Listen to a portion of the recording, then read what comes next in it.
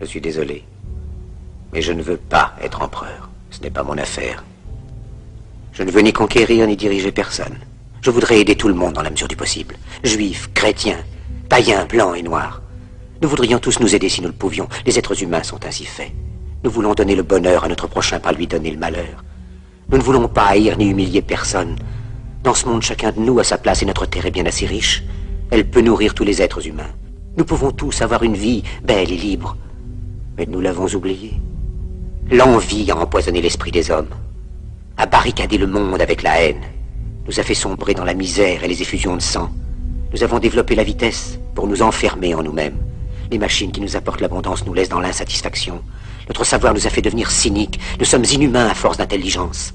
Nous ne ressentons pas assez et nous pensons beaucoup trop. Nous sommes trop mécanisés et nous manquons d'humanité. Nous sommes trop cultivés et nous manquons de tendresse et de gentillesse. Sans ces qualités humaines, la vie n'est plus que violence. Et tout est perdu.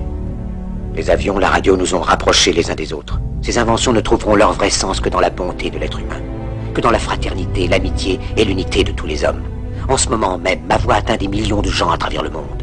Des millions d'hommes, de femmes et d'enfants désespérés, victimes d'un système qui torture les faibles et emprisonne les innocents. Je dis à tous ceux qui m'entendent, ne désespérez pas.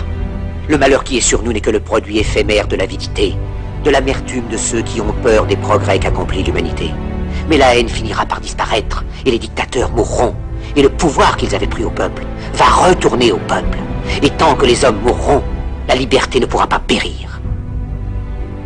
Soldats, ne vous donnez pas à ces brutes, à une minorité qui vous méprise et qui fait de vous des esclaves, en régiment toute votre vie, et qui vous dit ce qu'il faut faire et ce qu'il faut penser, qui vous dirige, vous manœuvre, se sert de vous comme chair à canon, et qui vous traite comme du bétail.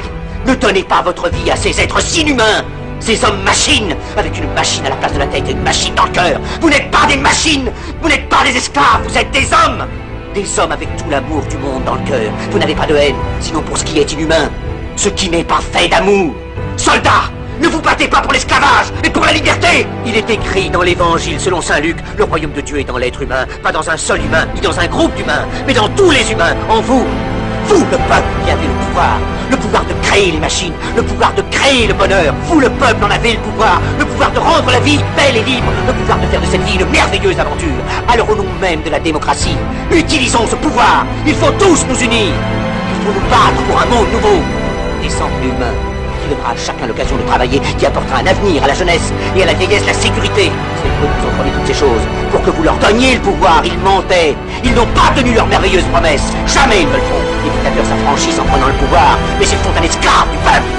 Alors il faut nous battre pour accomplir toutes leurs promesses. Il faut nous battre pour libérer le monde, pour renverser les frontières et les barrières raciales, pour en finir avec l'avidité, avec la haine et l'intolérance. Il faut nous battre pour construire un monde de raison, un monde où la science et le progrès mèneront tous les hommes vers le bonheur. Soldats, au nom de la démocratie, unissons-nous tous!